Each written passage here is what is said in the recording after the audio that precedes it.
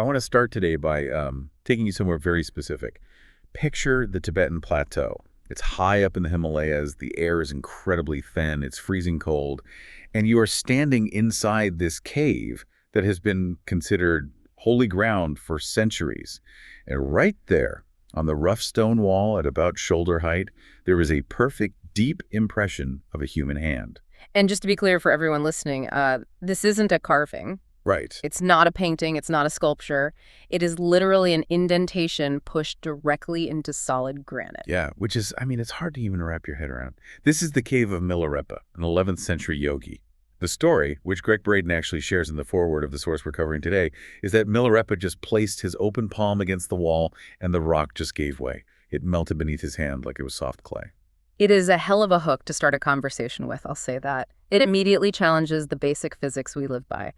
But the point Braden makes, and the reason we're starting here today, isn't to convince you that you can go out and melt rocks. Obviously not. Right. It's to talk about the belief system that allowed Milarepa to do it. Because he didn't actually believe in the separation between himself and the stone? Precisely. He didn't accept the law that rock is solid and flesh is weak. He demonstrated that the physical world is only limited by how we perceive it. But here's the problem with stories like that. We hear them, we think, oh, wow, that's amazing. And then we go right back to our normal linear lives. We just file it under miracles from mystics and move on. Which is exactly why I'm so excited about today's deep dive. We are unpacking Becoming Supernatural, How Common People Are Doing the Uncommon by Dr. Joe Dispenza. And I have to admit, when I first saw the title, the skeptic in me put up a bit of a guard. Becoming Supernatural sounds a little, magic trick. I get that. I completely get that. But Dispenza's entire mission is to demystify the mystical. He is arguing that what Milarepa did, and much more importantly, what regular people are doing today to heal themselves of chronic diseases, isn't magic at all. It's science. Exactly. It's a marriage of quantum physics, neuroscience, and epigenetics. He wants to move us from being linear beings who are just living out our biological paths to dimensional beings who can consciously create a totally new future. So let's look at why we aren't doing that naturally. Yeah. Why is change so incredibly hard? I think everyone listening has that one area. Maybe it's your health, maybe it's money, maybe it's a toxic relationship pattern where you just feel like you are banging your head against a brick wall. We want to change, but we feel totally stuck. Well, Dispenza argues that the reason you feel stuck is entirely biological. Quite literally, your brain is a record of the past. Unpack that for me a bit. What does a record of the past actually mean? Think about it this way. Everything you have learned, every single experience you've had, every trauma, every joy, it is all physically stored in your synaptic networks. So when you wake up in the morning, the very moment you open your eyes, you are already looking at your world through the lens of what has already happened. And here is where we get trapped. He calls it the loop of thinking and feeling. Ah, right. This is the cycle that keeps us locked in the known. It works like this. Thoughts are the language of the brain, and feelings are the language of the body. Let's say you wake up, and your very first thought is, I have that meeting with my difficult boss today. That thought is a signal. It instantly triggers a chemical release in your brain. And the body receives that chemical signal and reacts. Right. Your stomach tightens up, your heart rate goes up slightly, you feel a bit of dread or maybe anxiety. Now your brain is constantly monitoring your body. It notices, oh, hey, we are feeling anxious. So to be consistent with that state, it generates more thoughts to match that feeling. And not only is the boss difficult, but I haven't even finished the quarterly report and I might lose my bonus. Exactly, which produces even more chemicals, which creates even more dread. It is a closed feedback loop. Thinking creates feeling. Feeling creates thinking.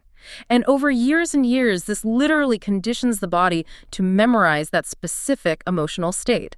Dispenza argues that for most people, their body has literally become their mind. The body knows how to be anxious or stressed far better than the conscious mind knows how to be happy. This is where he describes the typical morning routine, and I have to say, I felt personally attacked reading this section. It hit a little too close to home. It's brutal because it's so accurate. Walk me through it. You wake up. What is the very first thing you do? I reach for my phone, I check texts, I check WhatsApp, I scroll through the news. And just like that, you are immediately reconnecting yourself to the problems of the world and your social circle. You are reminding yourself of who you are in relation to everyone else. Then what? You go to the kitchen, you drink the same coffee out of the same mug. Same mug. Sit in the exact same chair. Drive the same route to work. You are running a program. You are operating on complete autopilot. And the logic here is undeniable. If you are thinking the same thoughts, performing the same actions, and feeling the same emotions every single day, That I'm going to create the exact same life. you cannot expect a new future if you are biologically living in the past. Your tomorrow is just a rerun of your yesterday. Dispenza calls this living in the known. And biologically speaking, living in the known usually means living in survival mode. Is survival mode just a fancy psychological term for stress, or is it something more specific? It's chemically distinct. In survival mode, your body is absolutely flooded with stress hormones like cortisol and adrenaline. Evolutionarily, this nervous system response is designed for short-term crises. You see a predator, you dump massive energy into your muscles, you run away, or you stay and fight. But in modern life, we aren't really running from tigers. We're sitting in rush hour traffic or reading a passive-aggressive email from a colleague. Exactly. But your body does not know the difference between a real tiger and a nasty email. So you are sitting in your office chair, mobilizing all this massive explosive energy to fight a predator, but you aren't using it. It just sits there in your system, turning toxic. And because you are in survival, your focus narrows. You become a strict materialist. You become totally obsessed with your body, obsessed with time, and obsessed with the outer environment. Because if there's a predator, you need to be obsessed with the physical environment to survive. You have to locate the threat. But here's the kicker, and this is crucial for the rest of our deep dive. When you are living in survival mode, there is zero energy left for creation. All your body's vital resources are being consumed just to deal with the outer world. There is nothing left for the inner world, for healing, for growth, or for imagining a new future. And this isn't just theory. The source material centers on some really heavy case studies of what actually happens when a person stays in that survival mode for way too long, and what happens when they decide to finally break the loop. I want to talk about Anna Willems. Yes. Anna's story is really the anchor of the whole argument. She was a psychotherapist living in Amsterdam. By all accounts, she had a perfect life, a highly successful career, happy marriage, great kids. Then one day, completely out of nowhere, her husband leaves the house and commits suicide. Which is horrific enough on its own. It gets worse. He left her with massive hidden debts and 2 children to support alone. So Anna enters that loop we just discussed, but on absolute steroids. She is living in constant trauma, guilt, fear, and profound resentment. She's basically marinating in those stress hormones 24/7. And her body eventually just broke down. It totally collapsed. About 9 months after the suicide, she woke up paralyzed from the waist down. Doctors diagnosed her with neuritis. Her immune system was literally attacking her nervous system. Then she developed ulcers in her mucous membranes so severe she couldn't even eat solid food. And eventually she developed esophageal cancer. It's almost like her body was physically manifest of her psychological state. She couldn't swallow her reality, so she got throat cancer. She felt totally paralyzed by her life situation, so she literally became paralyzed. That is exactly how Dispenza analyzes it. She was in a state of total biological incoherence. But here is where the story completely shifts. Anna was actually familiar with Dispenza's work. She hit rock bottom, lying on the floor in agony, and she made a radical decision. She decided to treat herself like a scientific experiment. She stopped the conventional treatments and decided to heal herself by changing her energy. Now hold on a second. This is where the skeptic in me pipes up again, because changing your energy can sound a lot like just think positive thoughts. And telling a paralyzed cancer patient with massive debt to just look on the bright side feels, well, frankly, insulting. It absolutely would be if that's all she did. But she didn't just think positive. She understood the biological mechanics we talked about earlier. She knew that her body, her unconscious mind, could not tell the difference between a real-world external event and a highly vivid internal experience. She had to teach her body emotionally what her future felt like before that future actually happened. But how do you realistically do that when you are in agonizing physical pain and financial ruin? It required immense, grueling discipline. She meditated daily, sometimes for hours, and she absolutely refused to get up from her meditation until she was completely in love with life. Wait, that's the condition, she said. She wouldn't stop meditating until she felt joy. Until she felt it viscerally in her body. She forced her biology to sample the chemical signature of gratitude and wholeness. And remember, gratitude is the ultimate state of receivership. We usually only feel gratitude after something good happens. By intentionally feeling it before, she was tricking her biology into believing the healing had already occurred. And what was the result? It wasn't overnight. It took about a year of relentless daily work, but the cancer vanished. The paralysis reversed. She walks normally today. The ulcer's completely healed. She literally built a new body. She broke the chemical addiction to the stress hormones and upregulated her biology. Okay, upregulated her biology. That is the miracle part. Now I want the science. How does the brain actually pull that off? Because you mentioned neuroplasticity and epigenetics earlier. It starts with mental rehearsal. There is a famous Harvard study cited in the material involving piano players. Oh, I know this one, actually. They had one group practice a piano scale physically for 2 hours a day, right? Yes. And they had a second group who never even touched the keys. They just sat there in a room and mentally rehearsed playing the scale for the exact same amount of time. So they just played air piano in their minds. Not even moving their fingers, just pure focused visualization. And at the end of the 5 days, the brain scans showed something incredible. The group who only imagined playing grew the exact same neural circuits as the people who physically played the instrument. That is wild. Their brains looked like they had been physically playing the piano for 5 days, but they hadn't lifted a single finger. Exactly. And there are studies from the Cleveland Clinic showing the exact same phenomenon for muscle strength. You can increase muscle strength by over 13%, some subjects over 20%, just by mentally imagining flexing your biceps or wrists. So if you can build actual muscle mass and brain tissue by thought alone, then Anna could build a healthy immune system by thought alone. This leads us directly into epigenetics. For a long time, we used to think genes were destiny, that you simply are your DNA and you're stuck with it. Now we know genes are actually more like a library. They are just potentials waiting to be read. And what tells the gene to read a certain book? What's the librarian in this analogy? The signal from the environment. But remember, emotions are the chemical end product of an experience. So if you are constantly feeling fear and stress, you are signaling your genes to downregulate and create disease proteins. But if you can sustain an elevated emotion like deep gratitude or joy, you signal the genes to upregulate and create healthy protein. They actually measured this in real time in a workshop, right? The Tacoma study. They did. This is really the proof in the pudding. Dispenza's team measured IgA levels. That's immunoglobulin A in the saliva of workshop participants. IgA is your body's primary immune defense against bacteria and viruses. It's incredibly important. And what did they ask the participants to do to change it? They just asked them to trade fear for gratitude, to intentionally sustain elevated emotions for just 10 minutes, 3 times a day. Just 10 minutes, that's it. That is it. And after just 4 days, the average IgA levels in the group shot up by nearly 50%. Wow. So no drugs, no radical diet changes. Just by changing their internal emotional state for 30 minutes a day, they boosted their immune response by half. They literally upgraded their genetic expression. That is what Dispenza means by common people doing the uncommon. Okay, so I am completely with you on the biology. Changing your feelings changes your chemistry, which changes your genes. Makes perfect sense. But Dispenza goes a massive step further in the second half of the book. He starts talking about entering the quantum field. And I'll be honest, this is where I feel like I need a guide because it gets very abstract very fast. It is definitely the biggest hurdle for people. Biology, we can feel in our bodies. Quantum physics feels like high-level math. But let's ground it in one very simple concept: attention. There is a common maxim: where attention goes, energy flows. Sure, I've heard that a million times in yoga classes. It's a cliche because it's profoundly true.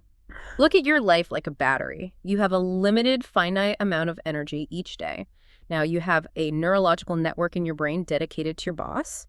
You have one for your spouse, one for your credit card debt, one for your back pain. Okay, tracking. When you wake up and instantly start worrying about your debt, you are literally sending your vital energy to that debt. When you obsess over your difficult boss, you are sending energy to him. You are fracturing your energy. You are constantly leaking battery power to all these external things in your known world. So we are emotionally bonded to our own problems. Precisely. And because you have given all your energy away to your past-present reality, you have absolutely zero energy left to create a new future. To create anything new, you have to call that energy back. You have to disconnect from the environment. This explains that really strange mantra Dispenza uses. He says you have to become nobody, no one, no thing, nowhere, in no time. It sounds like a Zen riddle. It's the literal formula for entering the quantum field. Think about it. If you are sitting there meditating and you think, oh, my back hurts, you are in the body. If you think, I need to pick up the kids at 5 o'clock, you are trapped in time. If you think about your bank account balance, you are stuck in the material world. So you are still firmly planted in the 3D reality. Right. To access the quantum field, The place of infinite possibility, you have to get past the self. You have to become pure consciousness, just an awareness floating in the blackness of the void. But why? Why does becoming nothing allow us to change everything? That's the leap I'm trying to make. It comes down to the fundamental nature of the quantum world. Physics tells us that atoms, the literal building blocks of everything in the universe, are 99.999999% empty space. Reality is overwhelmingly made of energy, not solid matter. And in that tiny quantum world, subatomic particles exist merely as waves of probability. They don't actually become a solid thing until an observer looks at them. Ah, this is the famous observer effect. Yes, an electron is just a cloud of infinite possibilities until human attention is fixed on it, and then boom, it collapses. It freezes into a particle. It becomes physical matter. Okay, let me try to apply this directly to my life. If I wake up every single day and observe my life through the exact same lens, my same annoying problems, my same tired identity, I am essentially the observer freezing those quantum possibilities into the exact same reality over and over again. You've completely nailed the concept. You are collapsing the infinite possibilities of the quantum field into the same old boring life, because that is where your attention is firmly locked. You are literally observing your limitations into physical existence. So if I can manage to disconnect, if I can take my attention completely off the known world, Then you stop observing the old you. The old reality turns back into pure energy, into probability. And in that moment, when you are no one and no thing in the black void, you are swimming in the unified field. and that is where you plant the new seed. That is the sweet spot. When you achieve that highly coherent state, you combine a clear intention, say the thought I am perfectly healthy, with an elevated emotion like deep gratitude. You broadcast a completely new electromagnetic signature into the field. And because you aren't operating in the physical, slow world of Newtonian physics, you don't have to physically go get what you want. Right. In the physical world, if you want something, you have to literally drag your body through space to go get it. It takes time. But in the quantum world, you become a magnet. You draw the experience directly to you. You move from cause and effect to actually causing an effect. There's a massive shift in human operating systems. Yeah. Instead of being a passive victim of your life, just waiting for good things to happen so you can finally feel good, you become the active creator. Yeah. You deliberately feel good to make the good things happen. Exactly. And that is exactly what Anna Willems did. She withdrew all her attention from the tragic story of the paralyzed widow with cancer, and she invested all her energetic battery power into the story of the healthy, abundant woman. And eventually, the physical reality simply had to catch up to her new energy. It sounds incredibly empowering, but I also really don't want to undersell the difficulty here. It sounds like an enormous amount of work. Oh, it is the hardest work you will ever do, because you are fundamentally breaking a chemical addiction to your own suffering. An addiction. You mean literally. Yes. Your body desperately wants the stress chemicals because that is what it knows. It feels completely safe to be anxious because anxiety feels like you. Stepping into the unknown feels like dying to the old self. Your body will scream at you during meditation. It will say, check your phone, worry about the mortgage, you're bored, get up. It's basically severe withdrawal symptoms. It is exactly withdrawal. But if you can push through that, if you can truly settle into the generous present moment, you prove to yourself that you are not defined by your genetic code or your traumatic past. You are defined by your vision of the future. Which brings us to the final thought I want to leave everyone with today. It's a really fascinating distinction Dispenza makes between space-time and time-space. Right. We currently live in space-time. In this dimension, everything takes time to happen. But in the quantum field, in time-space, everything is happening in the eternal now. All possibilities exist simultaneously. So if all infinite possibilities exist right now, that means there is a version of you listening to this right now that is already perfectly healthy, already wealthy, already deeply in love. That version isn't a pipe dream or a fantasy. It's just a frequency you haven't tuned your dial to yet. That is the ultimate provocation of the material. That incredible future self already exists in the field. The only thing separating you from that version of you is your level of energy and your conscious awareness. So the final question you have to ask yourself is, are you willing to give up the comfortable known suffering of your past to experience the unknown joy of that future? Because that future self is already calling you. You just have to be willing to pick up the line. Thank you so much for diving deep with us today. It has been an absolute pleasure.